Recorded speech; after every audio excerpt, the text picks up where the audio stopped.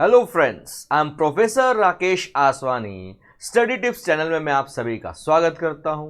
Friends, आज जो हम टॉपिक कवर करने जा रहे हैं वो बहुत ही इंटरेस्टिंग टॉपिक है।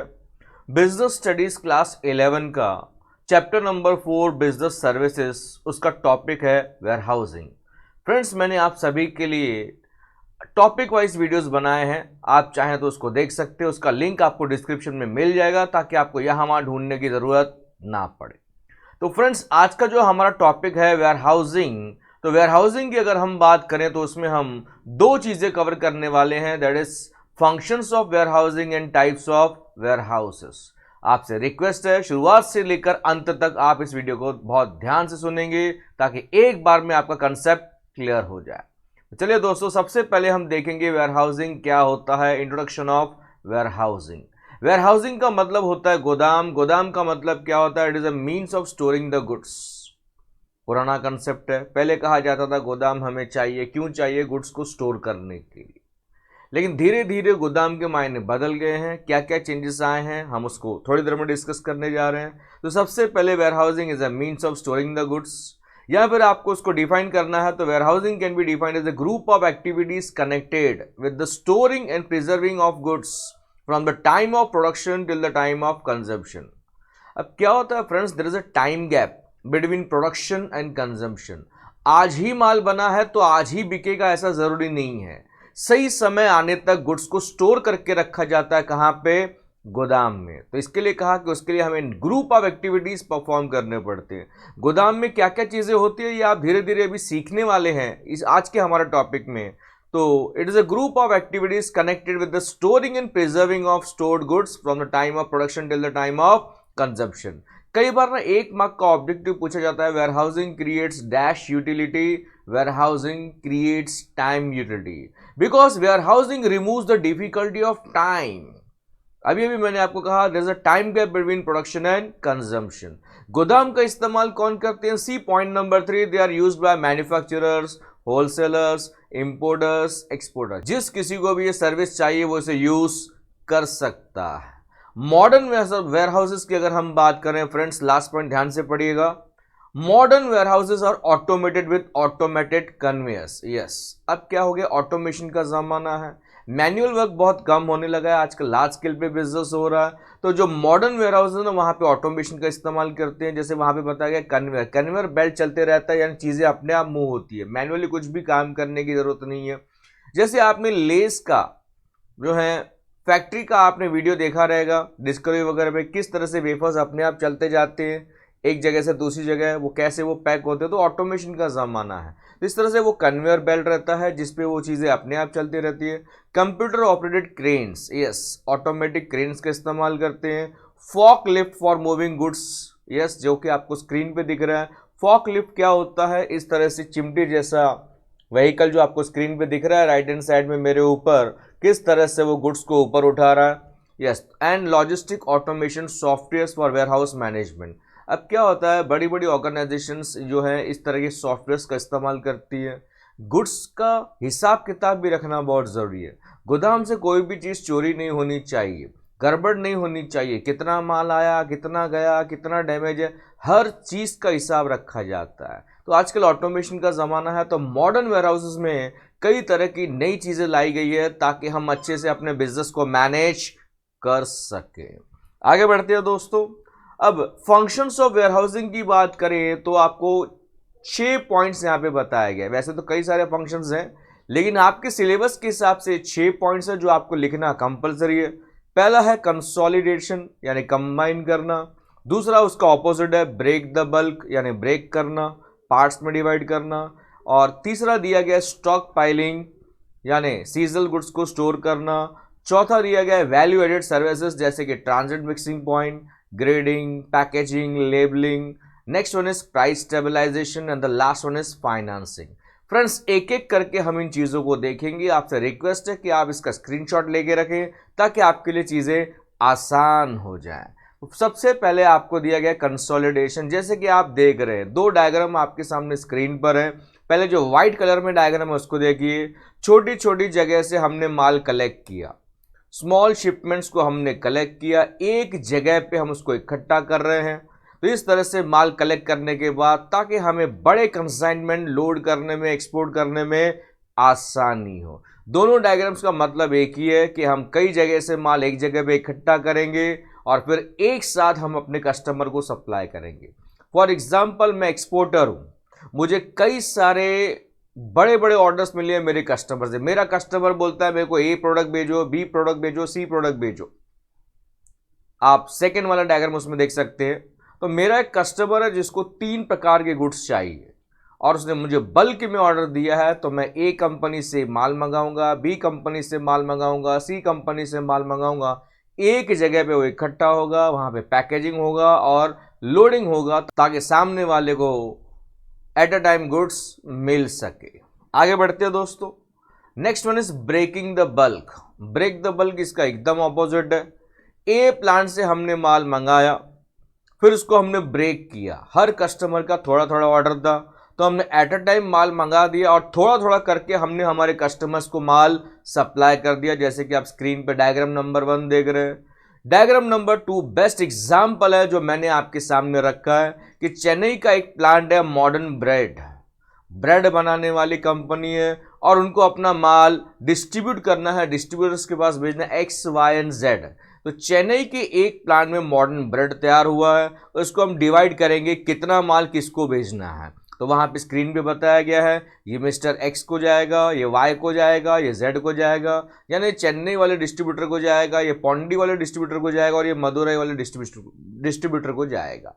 तो यहाँ पे हम ब्रेक कर रहे हैं। एक माल इकट्ठा हमने पहले लाया, उसको डिवाइड किया और लोगों तक हमने पहुंचाया। सिंपल है friends. Next one is stock piling. Stock piling क्या होता है? सीजनल गुड्स को स्टोर करना, जैसे कि खेती बाड़ी वाले गुड्स। स्क्रीन पे आप देख रहे हैं जो आपको डायग्राम जो आपको इमेज दिखाई गई है।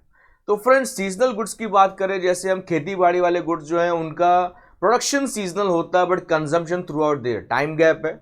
आज ही सब बना है तो आज ही हमने कंजम्पशन नहीं करना है, तो सही समय आने तक हम गुड्स को स्टोर करके रखते हैं। ऐसे कई सारे गुड्स है। अम्ब्रेला, अब अम्ब्रेला रेनी सीजन में डिमांड होता है तो क्या उस समय बैठ के बनाते हैं? नहीं, पूरा साल बैठ के उसका प्रोडक्शन होता है। और ये माल बना के सिस्टमेटिकली कहां स्टोर करते हैं? गोदाम में स्टोर करते हैं। और जैसे ही सही समय आता है गोदाम के द्वार खोल दिए जाते हैं और मार्केट में गुड्स आ जाते हैं। दैट इज स्टॉक पाइलिंग, यानी स्टॉक करके रखा जाता है, क्योंकि जैसे ही डिमांड होगी, जैसे ही वो पर्टिकुलर सीजन आएगा, उनको हम रिलीज कर देंगे ताकि लोगों के वांट्स को हम सेटिस्फाई कर सके। फ्रेंड्स, इससे सिंपल नहीं हो सकता। मैंने बहुत आसानी से आपको चीजें सिखाने की कोशिश की है, वो भी कम से कम समय में। चेक जरूर कीजिएगा। Next one is value added services. अब क्या होता है वैल्यू एडेड? वैल्यू एड का मतलब क्या होता है? प्रोडक्ट में कुछ चेंजेस करना। प्रोडक्ट का वैल्यू बढ़ता है जब प्रोडक्ट में चेंजेस होते हैं। बेस्ट एग्जांपल लेते हैं मिल्क का। जो काव ने हमें मिल्क प्रोवाइड किया, उससे अगर आप मिल्क का रेट बात करें, फॉर एग्जांपल मार्केट में 50 रुपए किलो बेस्ट क्वालिटी का मिल्क मिल रहा है। सपोज 50 रुपीज पर लीटर का ये मिल्क हमें मिल रहा है। अगर आप उसमें से दही बनाते हो तो वो 100 रुपए किलो तक चला जाता है, 80 रुपए किलो तक चला जाता है, डिपेंड्स क्वालिटी ऑफ कर्ड के ऊपर। यस, अगर आप उसमें से कुछ और चीज़ें बनाते हो तो आपका और बेनिफिट होगा। तो इस तरह से हम उसमें कुछ मिक्सिंग करते हैं, तो उसमें कुछ चीज़ें बताई गई है, ट्रांजिट मिक्सिंग पॉइंट। यहाँ पे ग्रेड के हिसाब से ना हम चीज़ों को अलग करते हैं। जैसे खेती बाड़ी वाले गुड्स हैं तो क्वालिटी ग्रेड के हिसाब से हम अलग करते हैं। ओनियन का एग्जाम्पल ले लो, टोमेटो का एग्जाम्पल ले लो, फ्रूट का एग्जाम्पल ले लो। क्वालिटी और साइज के हिसाब से ना फ्रूट वेंडर, सब्जी वेंडर जो रहते हैं वो चीज़ों को अलग करते हैं। छोटा वाला प्रोडक्ट है तो इसका रेट कम रहेगा, बड़ा वाला प्रोडक्ट है तो इसका रेट ज़्यादा रहेगा, आपने देखा रहेगा। तो ग्रेड के हिसाब से चीज़ों को अलग किया जाता है। अकॉर्डिंगली फिर उसको पैकेजिंग की जाती है ताकि गुड्स डिस्ट्रीब्यूशन करने में आसानी हो।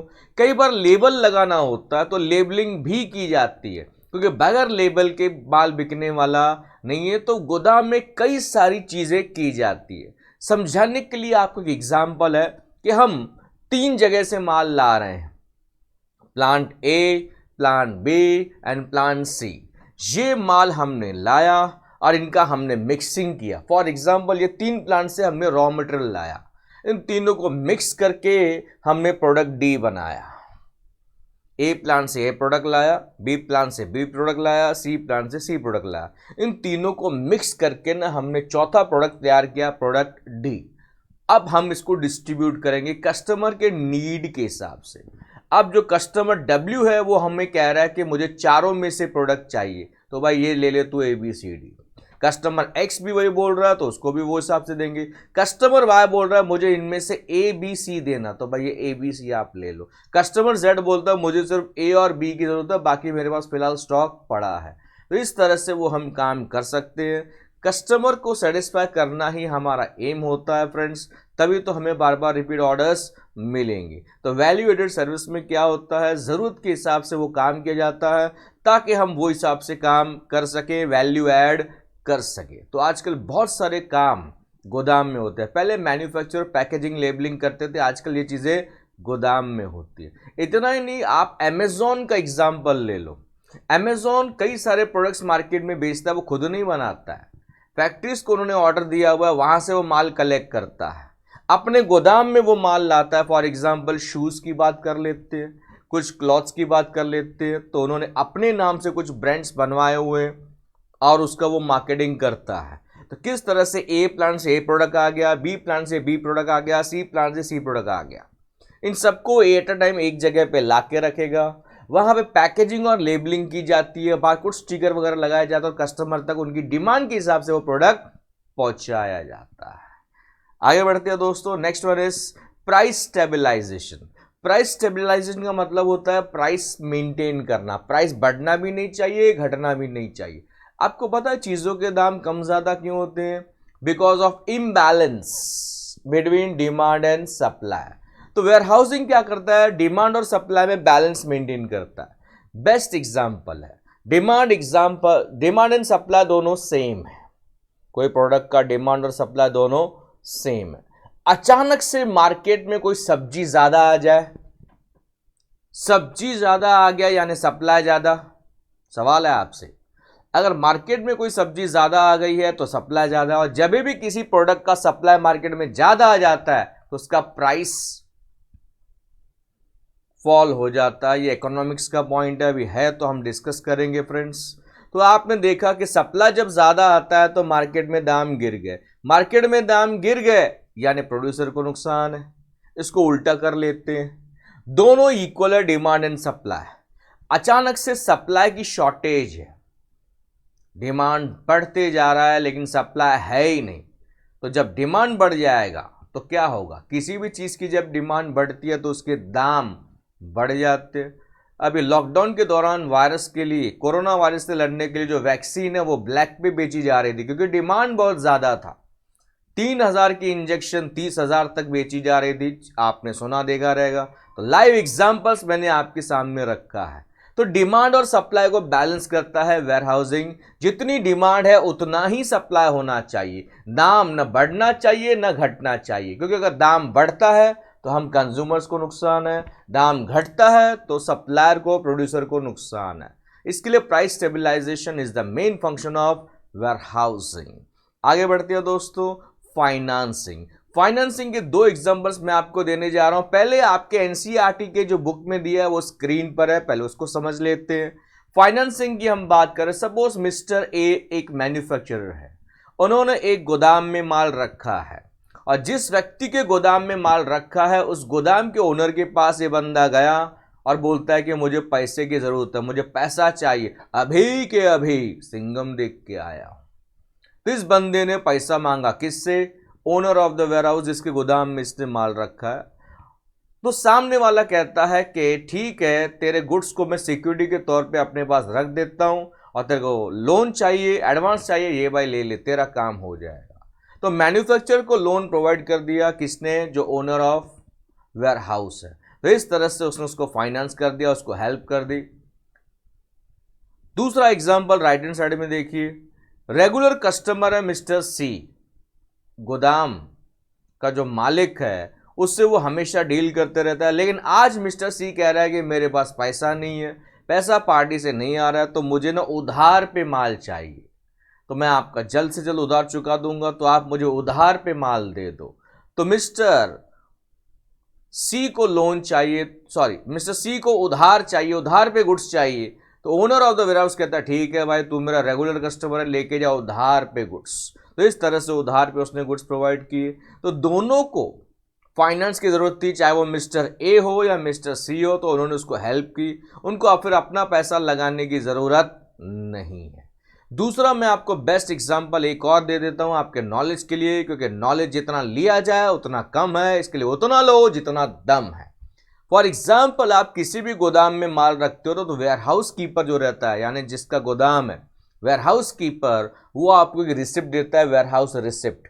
इस रिसिप्ट को आप किसी भी बैंक के पास गिरवी रख के भी आप लोन ले सकते हो। ये नॉलेज की एक्स्ट्रा पॉइंट है जो आपको बुक्स में नहीं दी गई है, मैंने सोचा आपके साथ शेयर कर दूं, क्योंकि शेयरिंग ही केयरिंग है। आप लोग भी तो मेरा वीडियो मैक्सिमम लोगों के साथ शेयर करेंगे ना दोस्तों, करेंगे तो व्यूज बढ़ेंगे, व्यूज बढ़ेंगे तो मैं आपके लिए और ज्यादा वीडियोस लाने वाला हूं।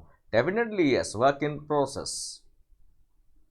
फंक्शंस ऑफ वेयरहाउस में अभी हमने क्या क्या पॉइंट्स कवर कर लिए देख लेते। कंसोलिडेशन यानी कंबाइन करना, अलग अलग जगह से माल मंगाना, एक शॉर्ट रिवीजन ले रहे हैं। अलग अलग जगह से माल मंगाया और एट अ टाइम उसको पैक करके एक ही कस्टमर को हमने बेचा। ब्रेक द बल्क का मतलब उसका उल्टा है कि हमने एक जगह से माल मंगाया, उसको डिवाइड किया और कस्टमर्स में डिस्ट्रीब्यूट कर दिया। ब्रेड का एग्जांपल दिया था। स्टॉक पाइलिंग का मतलब होता है सीजनल गुड्स को स्टोर करके रखते हैं, जैसे ही सीजन आएगा, जैसे ही उसका डिमांड बढ़ेगा, उस समय माल को हम मार्केट में सप्लाई करेंगे। वैल्यू एडेड सर्विस के बारे में मैंने आपको बताया कि कुछ मिक्सिंग वगैरह किया जाता है, तो ट्रांजिट मिक्सिंग पॉइंट यानी रास्ते में कुछ मिक्सिंग करना हो, गुड्स को ग्रेडिंग करना हो, पैकेजिंग करना हो, लेबलिंग करना हो, तो ये सब गोदाम में सेवाएं होती है। इससे न गुड्स की वैल्यू बढ़ती है, इसके लिए उसको नाम दिया गया value added services. Next point is price stabilisation, यानी प्राइस लेवल को मेंटेन करना। वो कैसे मेंटेन करता है वेयर हाउस? वो मेंटेन करता है by balancing demand and supply. And last one अभी भी मैंने आपको बताया फाइनेंसिंग, किस तरह से फाइनेंसिंग प्रोवाइड करता है वेयर हाउस ओनर, उसका एग्जांपल मैंने आपको बताया। तो ये थे हमारे functions of warehousing. Friends, अभी हम आगे बढ़ते और देखते हैं टाइप्स ऑफ वेयर हाउसेस। तो आज हम देखने जा रहे हैं टाइप्स ऑफ वेयर हाउसेस, जो आपको स्क्रीन पे दिख रहे हैं। 5 प्रकार के वेयर हाउसेस हैं।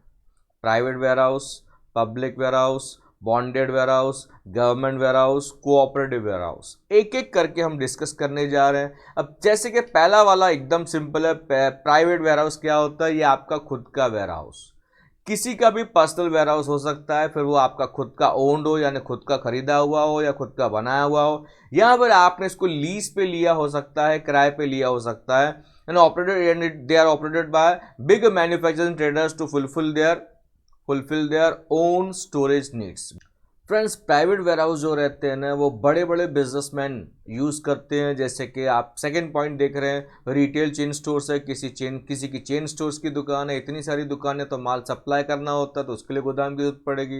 या कोई मल्टी ब्रांड्स में डील करता है, या मल्टी प्रोडक्ट में कोई कंपनी डील करती है, जैसे अमेजोन का मैंने अभी अभी आपको एग्जाम्पल दिया। अमेजोन अलग अलग ब्रांड्स के जरिए अपने कई सारे प्रोडक्ट्स की मार्केटिंग करते रहता है, तो उनको इस तरह के गोदाम की जरूरत पड़ती रहती है, और उन्होंने इंडिया में कई सारे गोदाम लेके रखे हैं। Next one is big business firms which needs large storage capacity on regular basis. Yes, जिनको रेगुलर बेसिस पे गोदाम चाहिए होता है, वो या तो खुद का गोदाम लगाते हैं या वो भाड़े पे भी ले सकते हैं, जो मैं आपको ऑलरेडी बता चुका हूँ। लास्ट पॉइंट जो आपको दी गई है, जो अ बिग मैन्युफैक्चरर और होलसेलर में have a network of his own warehouse, यानी जो बड़े बड़े बिजनेसमैन हैं उनके पास एक से ज़्यादा गोदाम हो सकते हैं। इसके लिए वहाँ पे वर्डिंग दी गई है network of his own warehouse in different parts of the country, ताकि उनको लार्ज स्केल पे बिजनेस करने में आसानी हो। अभी अभी मैंने आपको रिपीट कर रहा हूँ एग्जाम्पल, अमेजोन का मैं आपको ऑलरेडी एग्जाम्पल दे चुका हूँ। आगे बढ़ते हैं दोस्तों। Next one is public warehouse. नाम से पता चलता है पब्लिक वेयर हाउस यानी पब्लिक में से कोई भी इसका इस्तेमाल कर सकता है। आप गोदाम की जितनी स्पेस यूज करेंगे, वो हिसाब से आपको, जितने दिन के लिए गोदाम यूज करेंगे, जितनी स्पेस यूज करेंगे, वो हिसाब से आपको रेंट पे करना है।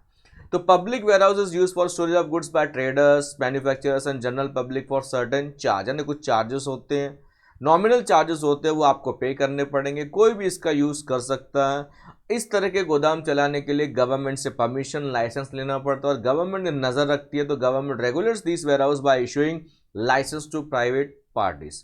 It work under a licence from the government in according to the prescribed rules and regulations. यानी इस तरह के गोदाम अगर हम चला रहे हैं तो हमें गवर्नमेंट के रूल्स एंड रेगुलेशंस को फॉलो करना पड़ेगा, वरना हमारा लाइसेंस कैंसिल हो जाएगा। Public warehouse provides transportation facilities and offer services like packaging and labelling. ये तो मैं आपको ऑलरेडी बता चुका हूँ। आपको कहीं से माल उठाना हो, कहीं पहुंचाना हो, तो ये आपको ट्रांसपोर्ट फैसिलिटीज भी प्रोवाइड करते हो। नो डाउट इसके चार्जेस आपको पे करने पड़ेंगे, लेकिन आपको ट्रांसपोर्टेशन का टेंशन लेने की ज़रूरत नहीं है। लोडिंग अनलोडिंग ट्रांसपोर्टेशन ये सब आपको प्रोवाइड करेंगे। इतना ही नहीं, अगर आपको पैकेजिंग करनी हो, लेबलिंग करनी हो, प्रोडक्ट का पैकेजिंग वगैरह चेंज करना हो, तो ये सर्विसेज आपको मिलेंगे। बस उसके कुछ चार्जेस होते हैं जो आपको पे करने हैं। These warehouses are well constructed and ensure safety of goods। मतलब इसको बहुत अच्छे से बनाया जाता है और यहाँ पे आपके गुड्स सेफ रहते हैं। पब्लिक वेयरहाउस ज़्यादा करके कहाँ पाए जाते हैं? Near the junctions of railways, highways and waterways, ताकि गुड्स को लाने में, रखने में, डिस्ट्रीब्यूट करने में आसानी हो। Next one is bonded warehouse. Bonded warehouse क्या होते हैं? ये गोदाम लाइसेंस किया किसने? गवर्नमेंट ने। क्या इंपोर्टेड गुड्स को यहाँ पे रखा जाता है जिनके ऊपर इंपोर्ट ड्यूटी पे नहीं की गई है। आई रिपीट, बॉन्डेड वेयरहाउस में इंपोर्ट किए हुए गुड्स रखे जाते हैं जब तक आप उसके ऊपर इंपोर्ट ड्यूटी यानी कस्टम ड्यूटी पे नहीं कर देते। तो पहला लाइन आपको याद रखना है। फर्स्ट पॉइंट जो है, bonded warehouses are licensed by government to accept imported goods for storage until the payment of custom duty. These warehouse works under the control of custom authorities। yes, अगर आपको यहाँ से माल छुड़ाना है तो जो कस्टम अथॉरिटीज होते हैं उनका परमिशन लेना पड़ेगा, और जब तक वो आपको अलाउ नहीं करेंगे आप यहाँ से गुड्स को विड्रॉ नहीं कर सकते। इसको बॉन्डेड वेयरहाउस क्यों कहते हैं? जो वेयरहाउस कीपर है यानी जो गोदाम चला रहा है, he is required to give an undertaking. उसने राइटिंग में एक बॉन्ड पेपर पे लिख के दिया है कि मैं यहां से गुड्स को अलाउ नहीं करूंगा जब तक सामने वाला कस्टम अथॉरिटीज का परमिशन नहीं लाता है। तो उसने बॉन्ड पेपर पे लिख के दिया, अंडरटेकिंग दिया, इसके लिए इसको नाम दे दिया bonded warehouse. The goods are held in bond and cannot be withdrawn without paying the custom duty. पहले आपको ड्यूटी पे करना पड़ेगा। If an importer is unable to pay custom duty, suppose आपके पास फिलहाल पैसा नहीं है या फिलहाल आपके गोदाम में जगह नहीं है, आपके फसल गोदाम में, तो आप यहाँ पे माल रख सकते हो, बस आपको भाड़ा देना पड़ेगा, जो चार्जेस है वो देना पड़ेगा। रिपीट करता हूँ, if an importer is unable to pay custom duty immediately after the arrival of goods he can store the goods in bonded warehouse. इतना ही नहीं, अगर आपके पास पे करने के लिए पैसा नहीं है तो आप इंपोर्ट ड्यूटी इंस्टॉलमेंट में भी पे करके गुड्स को विड्रॉ कर सकते हो। दिया हुआ है, he can withdraw the goods in installments by paying the custom duty proportionately। तो आप इंस्टॉलमेंट भी पे कर सकते हो गुड्स का जो इंपोर्ट ड्यूटी है फ्रेंड्स। अब लास्ट पॉइंट जो आपको दिख रहा है, bonded warehouses helps in entrepot trade. Friends, entrepot trade क्या होता है? एक देश से हमने माल मंगाया है यानी इंपोर्ट किया, दूसरे देश को हम एक्सपोर्ट करने वाले हैं, लेकिन हमें कुछ पैकेजिंग चेंज करना होगा, लेबलिंग करना होगा, तो बेस्ट है कि माल कहाँ पे रखा जाएगा? गोदाम में रखा जाएगा। कौन से गोदाम में? बॉन्डेड वेयरहाउस में। बॉन्डेड वेयरहाउस में ज़्यादा करके जो माल मंगाया जाता है वो कौन सा होता है? वो री एक्सपोर्ट के लिए मंगाया जाता है, यानी वो इंटरपोर्ट ट्रेड में हमें हेल्प करता है। फ्रेंड्स, इंटरपोर्ट ट्रेड के बारे में अगर आपको ज़्यादा जानकारी चाहिए तो कॉमर्स का मेरा वीडियो अलग से बना हुआ है, उसको ज़रूर देखिएगा। उसमें मैंने टाइप्स ऑफ ट्रेड बताया हुआ है, प्लस ऑक्सिलरीज टू ट्रेड भी बताया हुआ है।